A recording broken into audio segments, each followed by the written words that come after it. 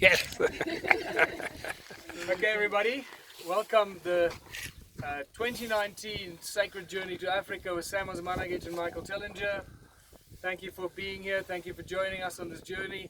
And thank you for being and welcome for arriving in one of the most amazing sites and one of the highlights on this journey. As we say, sacred sites of Southern Africa, the giant footprint. In my opinion, probably the greatest example of a giant footprint in rock. I haven't seen anything better yet. This is truly a spectacular example of how little we know about our human history, how little we know about geology, and so many other areas of science that are part of the nature of our reality. Very quick history about this footprint. It was first discovered in 1931 by a farmer or a guy around this area called Stoffel Coetzee, who was hunting in this area. Keep in mind, in those days there were no plantations, no forestry here. This was wild animals everywhere. This is why they were hunting here. And there were probably lions and other wild animals and dangerous animals in this part of the world. And they stumbled upon this, and then this spectacular site became obviously quite an attraction and a curiosity among the locals. But this has been well known about by the knowledge keepers and the shamans and the knowledge keepers of ancient African knowledge. People like Baba Credo Mutwa knows this very well.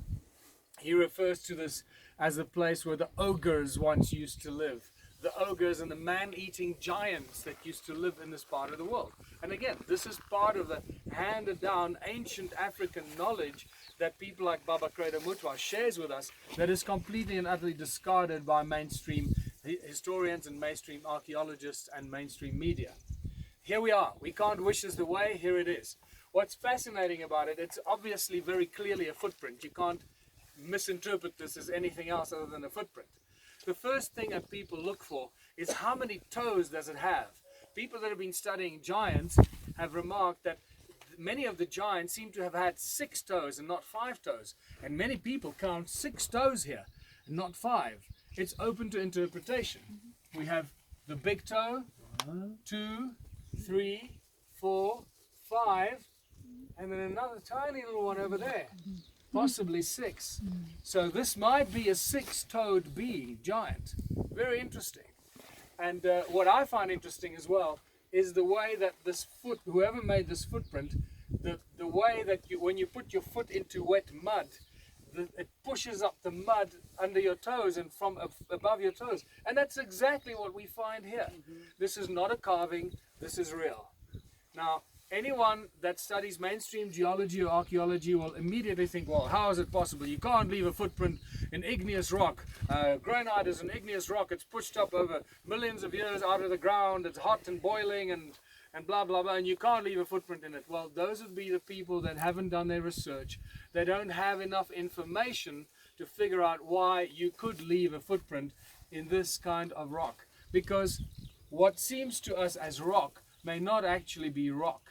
When you take granite, you crush it up, you extract the gold, extract the metals, extract the material, and you leave it lying around in its wet, cement, concrete-like state, it becomes hard again. It becomes a granite and a solid mass again. I've had beautiful information shared with me by a Canadian gold miner in the Canadian Rockies that claims exactly this kind of thing.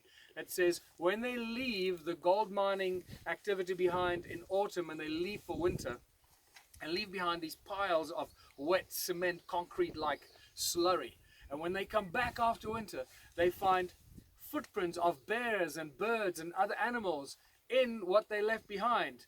And now those footprints have become hard. They are in the granite that looks like rock. If anybody finds those, they'd be wondering, how is it possible for bears and deer and birds to leave footprints in the granite? Because it wasn't a solid rock granite to start off with. It was originally a processed material like concrete out of which they extracted the gold. And that is the common denominator here. We have ancient gold mines, we have stories of Anunnaki and giants, the way we have in the Bible and the Sumerian texts, and we have the common denominator called gold mining. I've shared with you already the incredible amount of stories on the gold, how much gold has been mined in southern Africa in the last 120 years, and now we start looking at how much gold has been mined here in the last 100 and 200 and 300,000 years. This giant footprint is a very, very sober reminder that there is a history here, an unwritten history that we know nothing about, and this footprint needs to be cherished and investigated. And we need to investigate this rock to see how much gold is in this rock, or if the gold has been extracted. From my understanding, this granite is reasonably rich in gold, and this is why they wanted to come and mine this for gold and possibly other minerals. So the next step here is to take samples of this and have it analyzed to see how much gold is in here and other minerals in there, and if it is a processed material, if it is granite, or if it is a material that's already been crushed and rehardened. One final thing on this. In one of our lectures, while I was talking about the giant footprint, a guy put up his hand and said he works in the glue, in the epoxy business. That's what he does. He's an epoxy chemist. And granite powder is an active ingredient in epoxy glue that helps the glue to become hard. And there we have another important ingredient.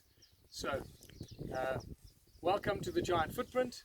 Share this with the rest of the world. This is one of the great ancient sites that should be seen by those who are interested in this part of human history. Thank you very much.